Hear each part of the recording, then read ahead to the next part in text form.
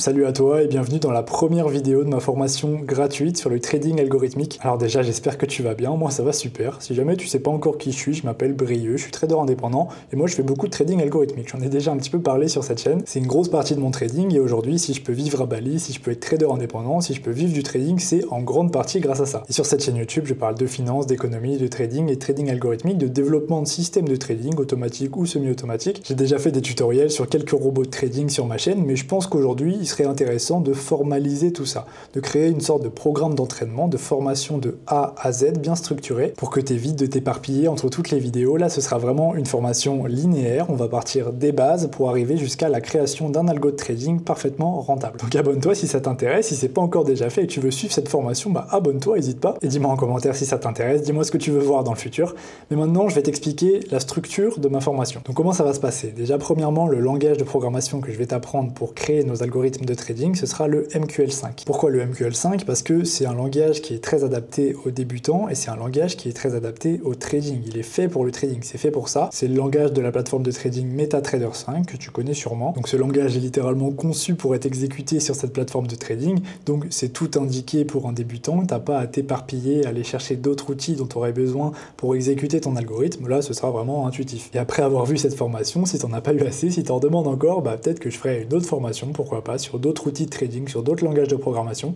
Mais pour l'instant, on va se concentrer là-dessus et tu vas voir qu'il y aura déjà beaucoup de contenu parce que je vais te dévoiler, je vais te partager un de mes algorithmes de trading rentables. Le fil rouge tout au long de cette formation, ce sera la reprogrammation d'un de mes algorithmes à moi que j'ai utilisé déjà depuis plusieurs années. C'était une de mes premières stratégies quand j'ai commencé le trading en 2021. Je t'en avais parlé dans cette vidéo-là. Et comme j'ai décidé de te partager la stratégie sur YouTube, je vais aussi te partager son code, pourquoi pas, comment j'ai fait pour la coder, comment j'ai fait pour la backtester. Donc si tu suis toutes les vidéos de cette formation, à la fin, tu auras le code complet que tu pourras utiliser, qui sera totalement à toi, voilà, je te l'offre. Tu pourras faire tout le backtesting que tu veux, toute l'optimisation que tu veux, et décider ou non si tu souhaites le lancer sur les marchés financiers. Vraiment, c'est toi qui verras, c'est toi qui choisis, ce sera vraiment ton algorithme à la fin de cette formation. Donc vraiment, abonne-toi si c'est pas déjà fait, parce que là, je te partage vraiment beaucoup de valeur. D'ailleurs, c'est parti, on va commencer justement l'introduction de la formation.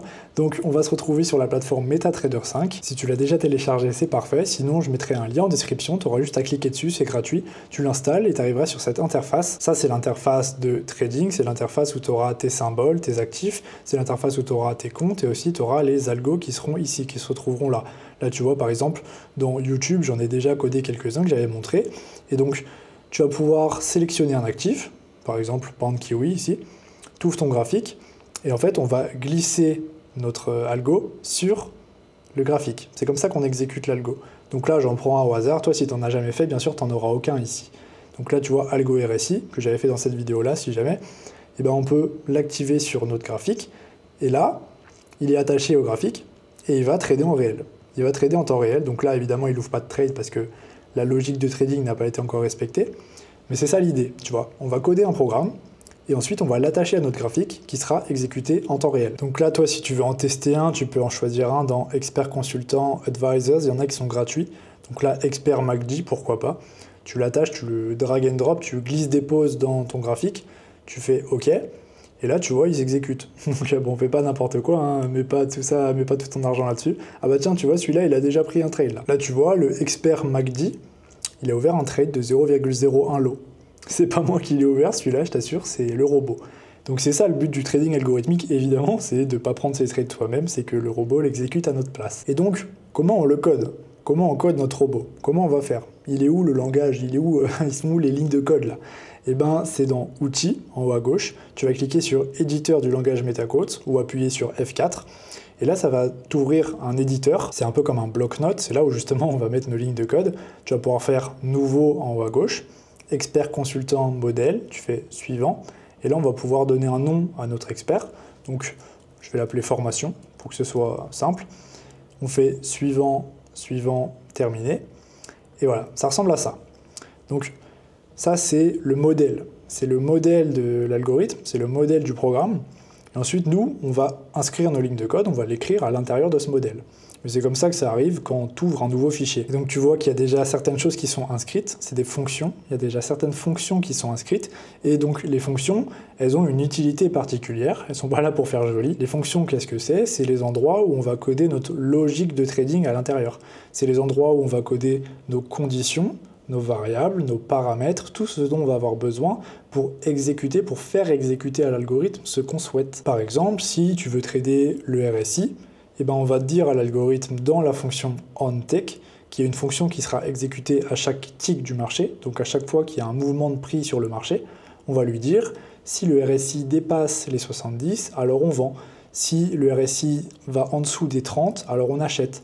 Et donc, ce que je te dis en français, là, le alors, si, tout ça, il y aura une syntaxe qu'on va utiliser pour faire dire à l'ordinateur ce qu'on veut faire. D'ailleurs, je précise, mais si tu sais déjà coder, si tu es juste là pour la partie algorithme de trading, ce sera plutôt dans les prochaines vidéos. Là, je reviens sur les bases, donc tu peux aller voir les prochaines si elles sont déjà sorties. Bon, je bouge un peu la caméra. J'étais mal assis. Bon, c'est bon, je suis confortable, on va pouvoir parler algorithme, là, on va pouvoir parler de carte graphique, on va pouvoir parler de RAM, là, c'est intéressant. Donc oui, la logique de trading, la stratégie, ce qu'on va voir dans cette formation, ce sera exécuté dans la fonction onTick, parce qu'on veut calculer à chaque fois que le marché est actualisé, à chaque fois que le marché financier évolue, c'est là qu'on veut calculer, tout simplement, pour qu'on puisse exécuter nos trades. Je vais revenir sur les fonctions tout à l'heure, parce que pour comprendre les fonctions, pour comprendre le code qu'on va mettre dedans, il faut déjà comprendre les variables, comment on obtient des données, comment on stocke des données, comment les données sont interprétées par l'algorithme, par le programme. Et ensuite, on pourra justement les mettre dans une fonction. On pourra les intégrer à la fonction. Donc je vais commencer par les variables. Alors qu'est-ce qu'une variable? C'est très simple, c'est un élément qui va stocker des données. C'est un élément qui va stocker une valeur que soit nous on aura choisi en tant que programmeur, on va lui assigner une valeur ou une donnée, soit qu'il aura obtenu par l'algorithme avec des commandes, avec des fonctions. C'est fait pour retenir une valeur et elle peut changer, elle peut être variable, elle peut être réassignée à une autre valeur et tout au long de la durée de vie de l'algorithme, tout au long des lignes que tu vas coder, tu vas pouvoir effectivement réassigner cette variable, la changer en fonction de différentes conditions. Et à quoi ça ressemble? Ça peut avoir plusieurs types. C'est important de définir le type d'une variable parce que on ne stocke pas toujours la même donnée, on ne stocke pas toujours le même type de valeur. Parmi les types de variables les plus connus, il y a les nombres entiers qu'on va appeler int, int pour integer en anglais. Et qu'est-ce que c'est? C'est tout simplement 1, 2, 3, 4, 5, c'est des nombres qui n'ont pas de chiffre après la virgule, c'est des nombres qui sont entiers, ils peuvent être très grands, très petits, mais c'est simplement qu'ils n'ont pas de virgule. Si on veut avoir une virgule, il faut définir un autre type qu'on va appeler double ou float, mais on va plutôt utiliser double ici en MQL5, et là ce sera un chiffre à virgule, donc 1,2, 26,7, tu vois, des chiffres vraiment qui peuvent avoir une virgule, ou plein de chiffres après la virgule. Ça peut être 1,3333 jusqu'à l'infini. C'est simplement un chiffre qui n'est pas entier. Et donc tu vas me dire pourquoi il y a besoin de déclarer des types différents pour les variables alors que c'est des nombres, les deux c'est des nombres. C'est parce que c'est pas stocké de la même manière, c'est pas la même taille de mémoire vive, c'est pas la même taille de ta mémoire dans ton algorithme pour stocker une donnée qui a une virgule et une donnée qui est entière. Et donc pour économiser de la mémoire, pour que ton algorithme fonctionne de manière efficace, il va allouer un certain type de mémoire à tes variables qui n'ont qu'un nombre entier et un certain type de mémoire à tes variables qui ont un nombre à virgule. Ils n'auront pas la même taille dans ta mémoire vive. Parce que oui, il y a une taille maximale pour tes variables.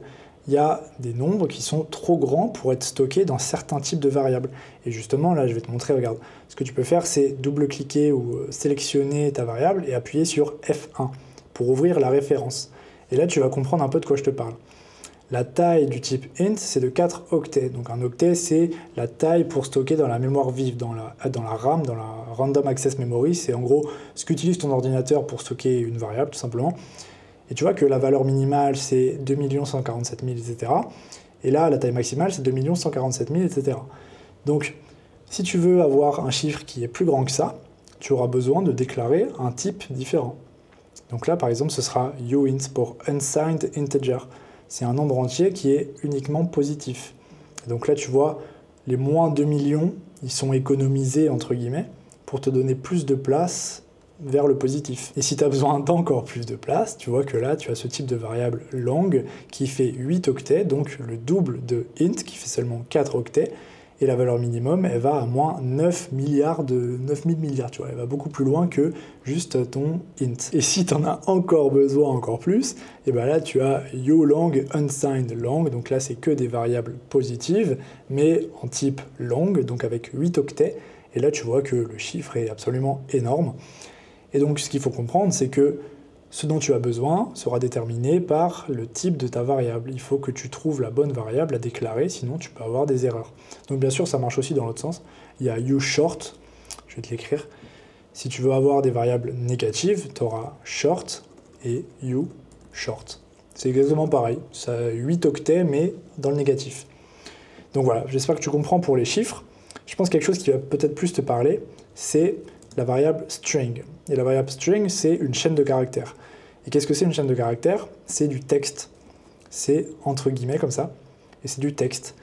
Et là, je pense que tu vas comprendre pourquoi tu as besoin de plusieurs types de variables, parce que stocker du texte, c'est pas pareil que de stocker des nombres.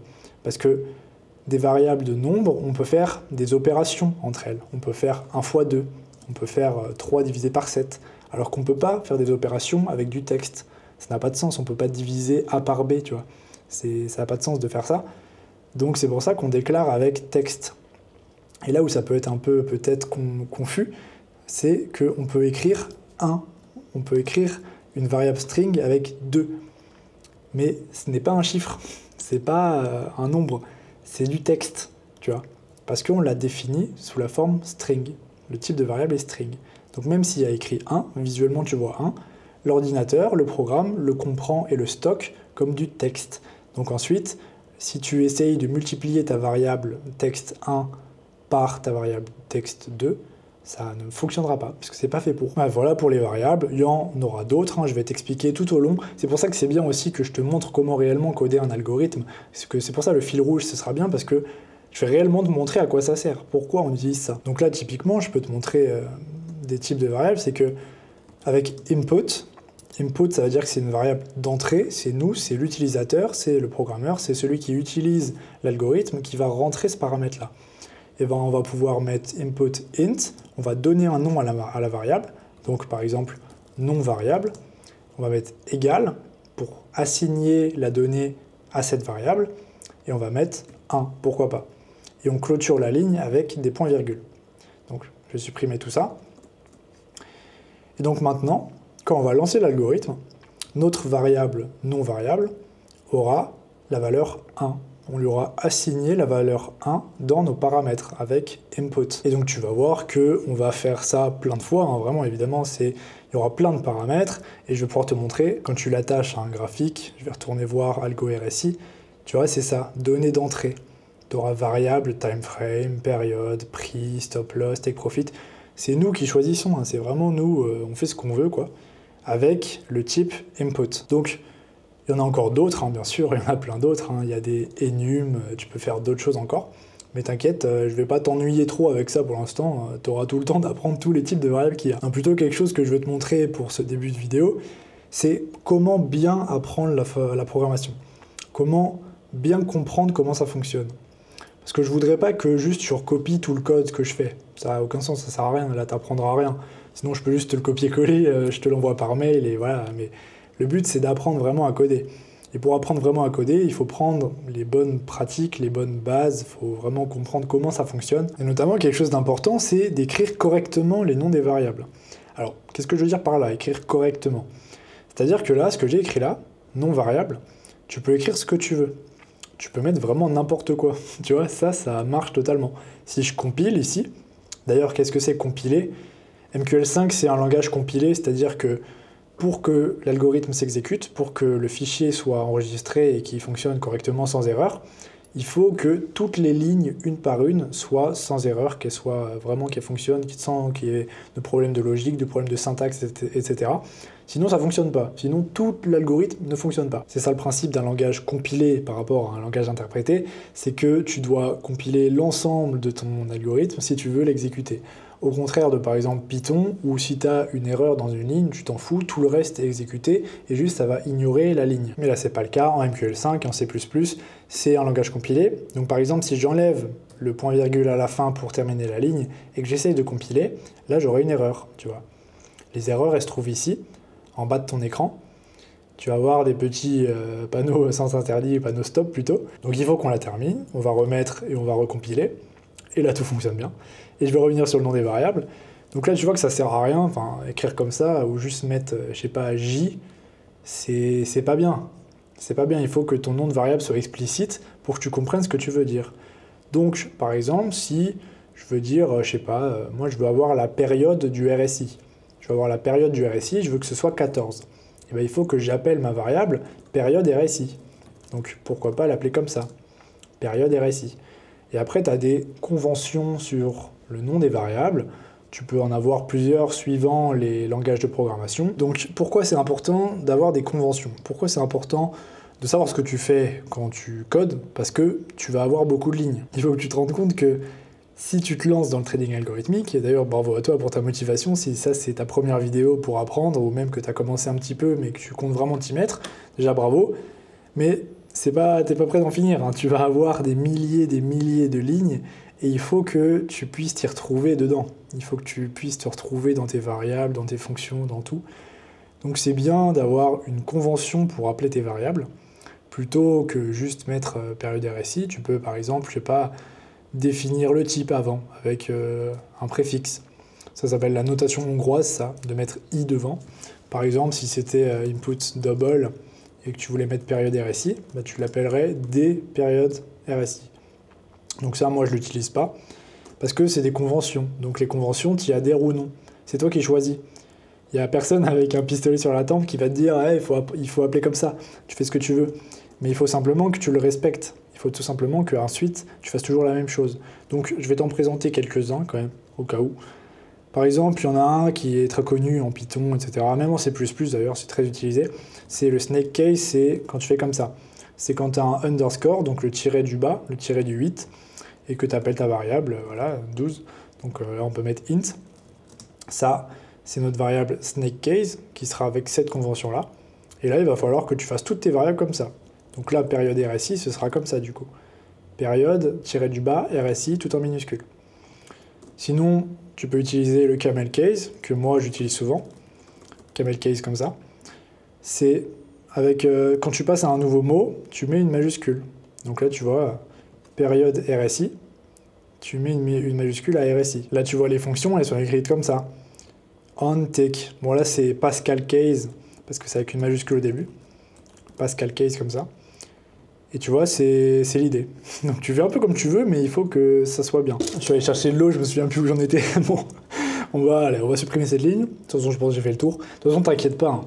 C'est pour ça que je veux faire une ligne rouge avec une création d'algorithme de A à Z, parce que c'est comme ça qu'on apprend. C'est comme ça qu'on apprend vraiment de A à Z. C'est en commençant à zéro ton algo jusqu'à ce qu'il soit terminé. Tu es obligé de passer par toutes les étapes. Tu es obligé de passer par les variables, tu es obligé de passer par les commandes, tu es obligé de passer par les fonctions, tu es obligé de passer par les classes, tu es obligé de passer par tout plein de choses, les boucles, tout plein de choses.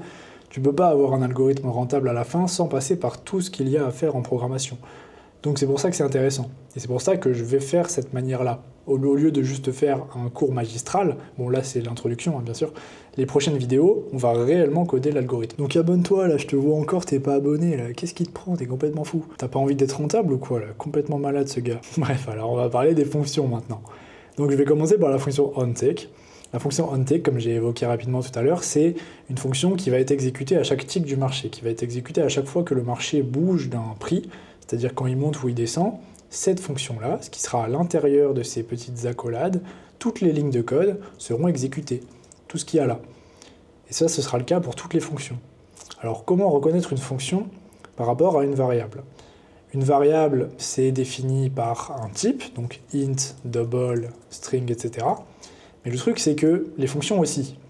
Les fonctions aussi peuvent avoir des types. Donc là, tu vois que c'est une fonction void.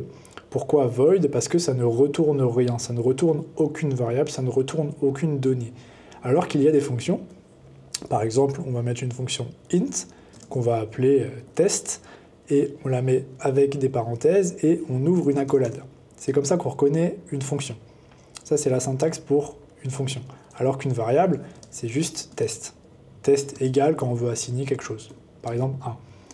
Tu vois, c'est pas pareil. Donc là, on ne peut pas avoir le même nom, hein. Il faudrait que ce soit test 1, mais c'est la différence, bref. Mais le truc, c'est qu'il peut y avoir aussi un type. Et on va pouvoir retourner quelque chose avec la commande return. Donc on va mettre pourquoi pas 0. Et maintenant, si on appelle à l'intérieur de la fonction onTick notre variable, tu vois qui s'affiche ici, test 1, tu peux appuyer sur Tab pour aller plus vite, pour remplir automatiquement, et ben hop, on va l'appeler dans la fonction onTick et elle sera exécutée tout le temps. Donc je vais te montrer ça, je vais te montrer comment ça fonctionne avec par exemple une variable void et on va imprimer quelque chose dans le journal pour que tu comprennes bien. Donc on va écrire print et on va mettre test, comme ça. On ferme la parenthèse et on ferme les petits points-virgules, c'est comme ça la syntaxe, on supprime ça. Et donc on a appelé notre fonction à l'intérieur, on fait compiler, et là on va retourner sur MetaTrader. On va retourner sur cette interface ici, on va reprendre une paire au hasard, pourquoi pas en yen, ça me semble plutôt correct, la livre contre le yen japonais. Et là on va chercher notre algo, qui sera ici, formation. Toi il sera dans le dossier que tu l'as mis, tout simplement, il sera dans expert consultant, tu cliques sur le petit plus et il sera par là. Donc tu le prends, tu le glisses dans le graphique, et tu fais OK. Et là, ce qui va se passer, si tu fais CTRL-T, ou alors tu vas dans Voir, et tu fais boîte à outils, ici. Dans la boîte à outils, tu vas dans l'onglet Expert, et là, comme par magie, tu vois, il y a écrit Test. Pourquoi il y a écrit Test? Parce que la fonction où on a décidé d'imprimer avec la commande Print, elle est exécutée à chaque tick du marché. Donc là, tu vois que ça s'affiche plein de fois, là, tu vois. Et bien sûr, si là, on décide de changer, si on met 1, 2, 3, 4, 5, 6, on recompile et on retourne dans MetaTrader, et bien là, ça a changé. On voit 1, 2, 3, 4, 5, 6. Donc ça, c'est une fonction. C'est une fonction. On peut appeler une fonction extérieure dans notre fonction onTick qui sera exécutée en une seule ligne de code. Et donc, naturellement, je pense que si tu as un peu l'intuition, c'est là où on va coder toutes nos logiques, c'est là où on va coder tout le truc des RSI, tous les indicateurs, les calculs mathématiques, tout ce qu'on va faire. On va les coder dans des fonctions comme ça. Et ensuite, on va les appeler pour qu'ils soient exécutés à chaque tick du marché, ici, dans la fonction onTick. Donc maintenant, on peut voir la fonction void onDNet. Donc onDNet, c'est une fonction qui va être une fonction de désinitialisation en français. C'est la fonction quand on va terminer notre algorithme, quand on va le finir, quand on va le retirer de notre graphique, ça va exécuter ce qu'il y a entre ces petites accolades. Donc, je vais te montrer. Pareil, on va mettre print, on va mettre test, encore une fois. On va l'enlever de la fonction onTick. Je t'invite à faire clic droit et effacer l'expert, effacer le journal dans expert pour que tu comprennes bien ce qui va se passer. Tu retournes dans ton code et là, on va l'appeler, notre fonction test1. On compile et là, tu vas voir, on va retirer notre algorithme du graphique et on va avoir affiché test dans le journal. Mais juste une fois cette fois-ci. Ce ne sera pas en continu, ce ne sera pas à chaque tick, ce sera vraiment quand on le supprime. Donc là, on le supprime et il y a marqué test. Donc voilà, c'est ça l'idée. Maintenant, on va faire pareil, mais dans la fonction onInit, c'est tout l'inverse. C'est au moment où on va activer notre algorithme. Donc, on recompile. Il faut toujours compiler à chaque fois pour que le programme enregistre. Donc, on va reprendre yen, pourquoi pas.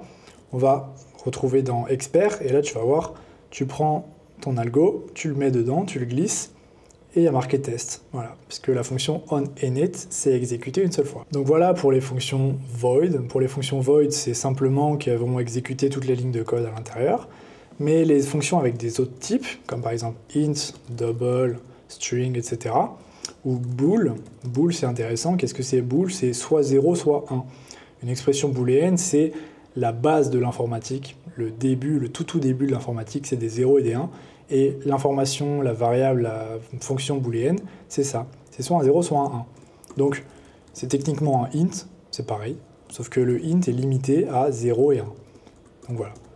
On va mettre bool, on va mettre test2, on ouvre les accolades, et à l'intérieur, on va mettre return, on va return quelque chose. On va faire que notre fonction, au lieu d'être juste void où elle exécute des lignes de code, tu vois, on peut supprimer, rien mettre dedans, et ça va fonctionner. À l'intérieur, tu vois, on n'a aucun problème parce que ça fonctionne sans rien. Là, notre bool, il a besoin de return soit true, soit vrai, soit false, faux. Donc, on va mettre, par exemple, true. Là, on compile, il n'y a aucune erreur. Et là, toute la différence, c'est que, par exemple, si on décide de l'imprimer dans le journal avec la commande print, eh bien là, ce ne sera pas une variable. C'est-à-dire que si on décide d'imprimer test1, qui est une variable qu'on a définie au préalable, en dehors de la fonction, on a fait int test1 égale 1. Si on essaye de print ça, de l'imprimer dans le journal, eh bien, on aura la valeur stockée par la variable. Mais là où c'est intéressant, là où on va pouvoir faire plein de choses après, c'est que c'est une fonction. C'est une fonction auquel on va pouvoir assigner des paramètres à l'intérieur des parenthèses et on va pouvoir ensuite changer de type, on va pouvoir faire des conditions en fonction de ce que la fonction retourne, en fonction de ce que ça return ici, parce que bien évidemment, on va faire du code à l'intérieur, on va écrire des conditions, de la logique, qui va soit return true, soit return false. Et ensuite, on aura potentiellement une condition qui nous dira si test 2 est vrai, alors on fera ça. Si test 2 est faux, alors on fera ça. Tu vois, c'est ça qui est intéressant. Et bien, pour te montrer comment ça fonctionne, là, on va imprimer test 2 dans la fonction onTick. Et comme pour tout à l'heure, tu vois que ça écrit true. Parce que la fonction return nous retourne une valeur true, une valeur vraie. Alors, pour être certain que tu as bien compris comment fonctionnent les fonctions, et puis après, ce sera à la fin de la vidéo, je vais faire une condition if, pourquoi pas. Une condition if, ça veut dire si en anglais. On va mettre entre parenthèses des conditions, et si cette condition est respectée, alors on va exécuter quelque chose. Donc, pour être vraiment simple, on va mettre si 1 est égal à 1, donc évidemment oui, c'est vrai, 1 est égal à 1, alors on va return true. C'est effectivement vrai. Sinon, si 1 n'est pas égal à 1, donc else en anglais, on va return false. C'est faux. On compile, et là tu vois qu'on n'a pas changé, c'est toujours imprimé dans la fonction onTick. Donc là, ça va imprimer vrai. Ça va imprimer vrai parce qu'effectivement, 1 est égal à 1 jusqu'à preuve du contraire. Donc là, si on regarde dans le journal, si on regarde dans expert ici, on voit effectivement que c'est true. Et maintenant, on va changer cette valeur-là, on va mettre pourquoi pas 12,59. Est-ce que 1 est égal à 12,59? On ne sait pas, pourquoi pas, on va demander à l'algorithme. Si effectivement 1 est égal à 12,59, alors ça va nous retourner vrai, sinon ça va nous retourner faux.